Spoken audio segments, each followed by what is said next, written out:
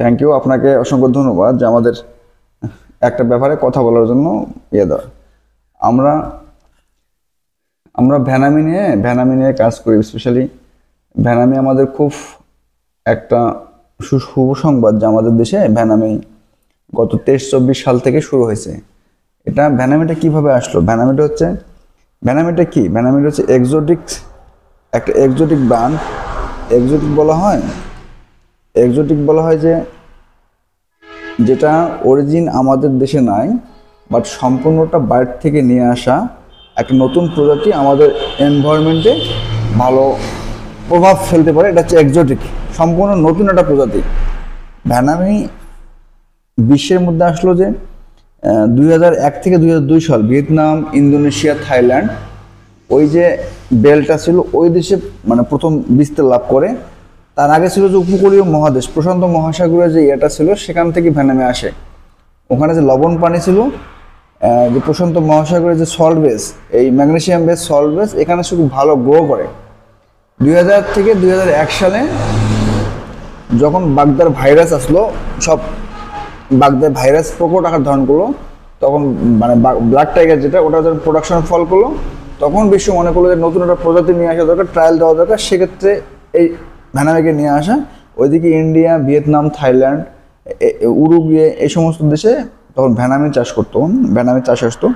তারপর লাকিলি আমাদের দেশে 2023-24 মানে 22-23 সাল দিয়ে গভর্নমেন্ট থেকে একটু অনুমোদন দেওয়া হয় যে আমাদের বাংলাদেশে যে ভ্যানামি চাষ ট্রায়াল হিসেবে প্রথমে পাইক গাছে দেওয়া হয় ট্রায়াল। পাইক গাছে যে ট্রায়ালটা দেওয়া হয় সেখানে প্রতি হেক্টরে আপনার 7 থেকে 8 টন ভ্যানামি উৎপাদন করা হয়। পাইক গাছা ফিশারিজ যে সেন্টারটা আছে সেখানে, ওটাতে উৎপাদন করা হয়।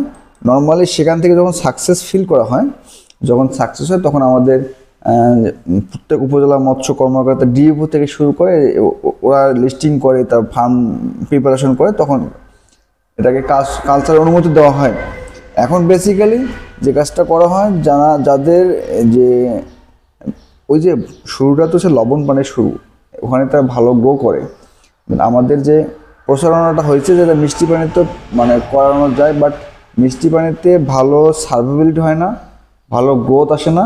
এই জন্য লবণ বেসড পানি যেটা আছে সেখানে কালচার করতে হবে। এখন এর যে খাদ্যমান, এই খাদ্যমানের দিক থেকে খুবই চমৎকার। যে বাইরের ফিডগুলো স্যার ভালো রেজাল্ট আসে না।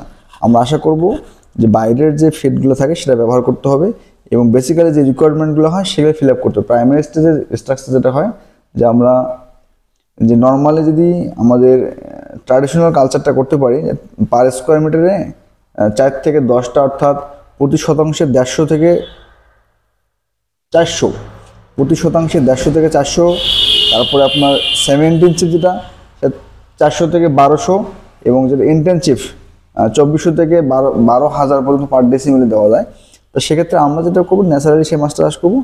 বেসিক্যালি এরপর থেকে যে স্যালানিটি লাগে, পিএইচ, টেম্পারেচার, এগুলো মেনটেন করে আমরা কাজ করবো। তাহলে আমাদের হবে কি, কালচারটা খুব ভালো হবে। তো আমাদের দেশে যে সিডটা আসে, সিডটা সম্পর্কে নিরিবিলি শুরু করছে, বাট রিসেন্ট আছে আপনার ওই যে বিএমআর আসতেছে, ব্রাক আসতেছে, আরও সিমার্ক আসতেছে। তবে বেসিক্যালি যে রেজাল্ট আমরা পাইছিলাম তাতে হচ্ছে খুবই ভালো রেসপন্স করছে হচ্ছে বিএমআর। এই মাছটা খুব ভালো প্রোডাকশন দিয়েছে।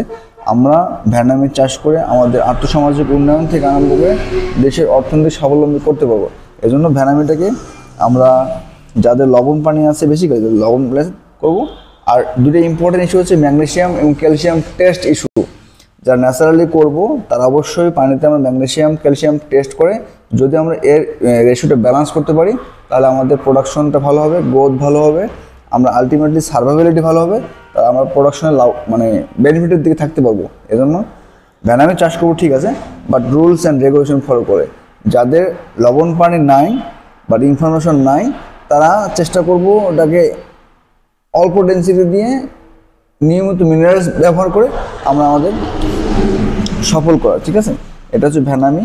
আমাদের সেই লক্ষ্যে আমরা ভালো একটা ফিড, লেটেস্ট গোল্ড ফিড নিয়ে আসছি। এটা ভ্যানামির জন্য খুব উপযুক্ত, 38% প্রোটিন, এবং এই ফিডটা ব্যবহার করবেন। আমরা সব ধরনের ফিড আমরা পাবো, ছোটো থেকে আরম্ভ করে শেষ পর্যন্ত, হ্যাঁ, স্টার্টার 2, 3SP, 4SP এই ফিডগুলো আমাদের আছে আনমলের প্রনভেটাল।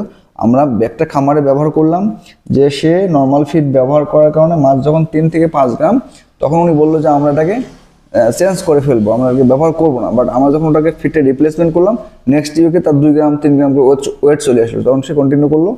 পরিবেশ যথেষ্ট খারাপ ছিল, তারপরে ফিড কন্টিনিউ করার কারণে মোটামুটি 15 গ্রাম মাছটা সেল করছি।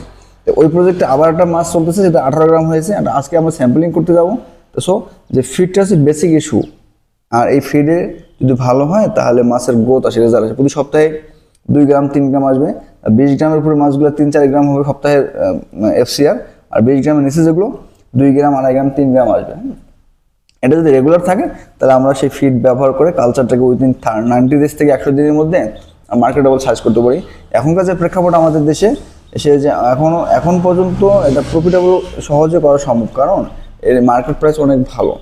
যদিও বা ফিড, মেডিসিন, সিড আমাদের নাই, সবগুলো কিনতে হয়, বাট যখন প্রোডাকশন করতেছি সেটা রেটটা অনেক ভালো। আমরা কম্পারেটিভলি বলতে পারি যে পার কেজি প্রোডাকশন 200 থেকে 300 টাকা, 200 টাকা লাগে, 200-250 টাকা পার কেজি প্রোডাকশন করা যায়। আবার এটা সেল ভ্যালু হচ্ছে 600 থেকে 700 টাকা। সো ভ্যানামে এই মুহূর্তে আমাদের জন্য মানে বেসিক ইস্যু হচ্ছে যে it is possible to profit. So আমরা ভ্যানামি চাষ করবো, ঠিক আছে। এটা তো ট্রায়াল চলো, এবার দেখি কী হয়, কথাগুলো শোনা